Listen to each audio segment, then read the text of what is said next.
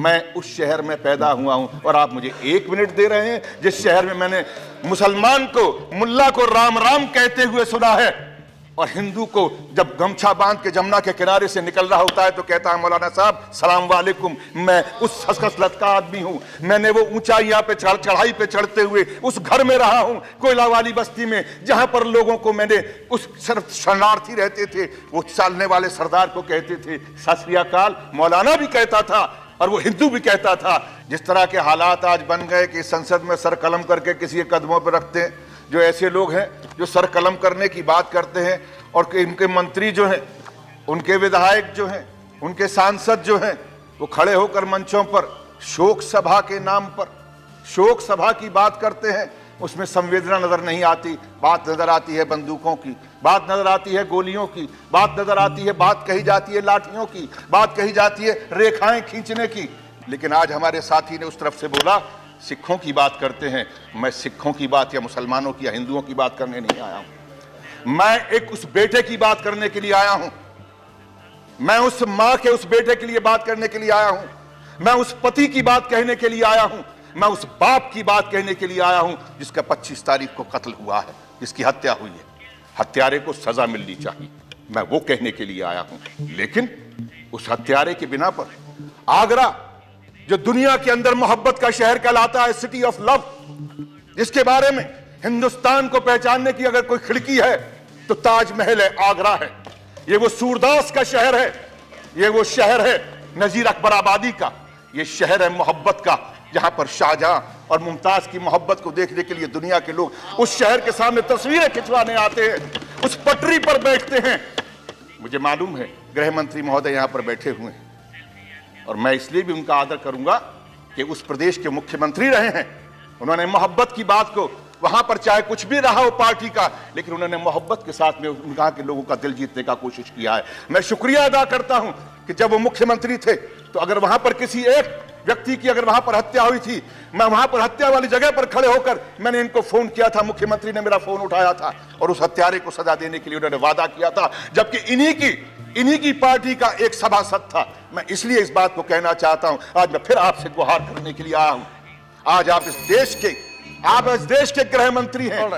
मैं आप माननीय महोदय कहें तो मैं बैठ जाऊं।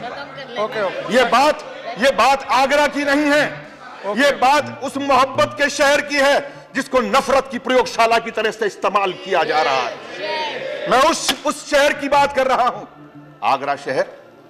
मैं बोलता बहुत कम हूं चेयरमैन साहब, मैं कभी कभी बोलने की कोशिश करता हूं, मैं रोज रोज नहीं बोलता हूं, लेकिन जब बोलता हूं तो यहां से बोलता हूं और मुझे बोलने दिया जाए। मैं आज उस शहर की बात कर रहा हूं जिस शहर के अंदर मामूली लोग सिर्फ इसलिए वहां पर चलते हैं कि मुझे उसके साथ में रोजगार करना है। वो हिंदू की दुकान थी या मुसलमान की दुकान थी, बात ये नहीं है। उस दुकान पे काम करने वाला कौन था? अभी बंद करो। कैसे बंद कर दूं? अब तो खुलने का समय आया, आप कहते हैं बंद कर दूं।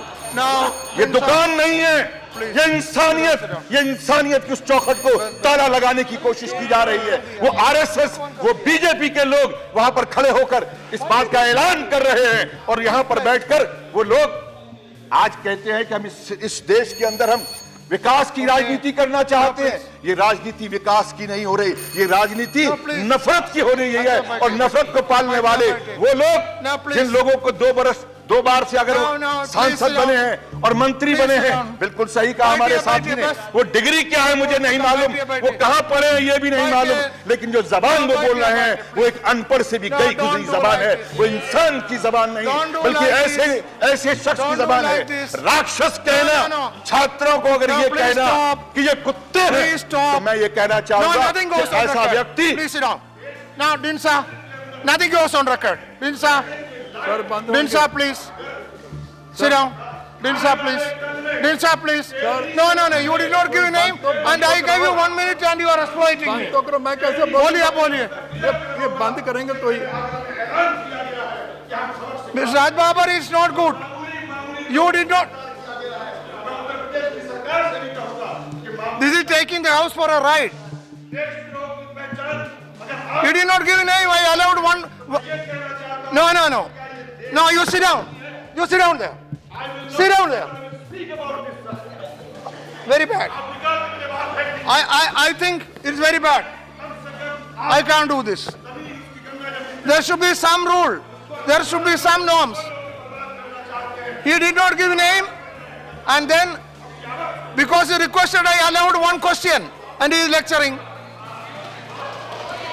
Why do you encourage this indiscipline? Why do you encourage this?